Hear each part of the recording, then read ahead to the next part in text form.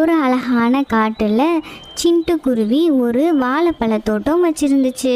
அது ரொம்பவே பொறுப்பாக, அது ரொம்ப சுறுசுறுப்பாக இருக்கும். அதோட மரத்துக்கு எல்லாம் டெய்லி தண்ணி ஊற்றவும் உரம் போடவும் ரொம்ப அருமையாக பார்த்துக்கிறோம். அதோட கடின உழைப்பால் தான் அந்த வாழை மரத்தில் இருக்க பழங்கள் எல்லாம் வேகமாக வளர ஆரம்பிச்சிருச்சு. அது எல்லாத்தையும் பார்த்து அந்த குருவி ரொம்ப சந்தோஷப்பட்டுச்சு. அதை பார்த்துக்கிட்டு இருந்த அதோட குழந்தை குருவி கேட்குது, அம்மா அம்மா, நம்ம தோட்டத்தில் அழகழகா நிறைய வாழைப்பழங்கள் பழுத்து அழகா இருக்குமா. இந்த எல்லா பழங்களையும் நீங்கள் என்ன பண்ணுவீங்க அப்படின்னு அந்த குட்டி குருவி கேட்குது. அதுக்கு அந்த சிட்டுக்குருவி, இதை எல்லாத்தையும் பறித்து பக்கத்தில் இருக்க சந்தைக்கு போய் விற்று அதில் வர பணத்தில் தான் நீ பெரியவள் ஆனோடனே அந்த பணத்தை வச்சு படிக்க வைப்பேன் அப்படின்னு சிட்டுக்குருவி சொல்லுது.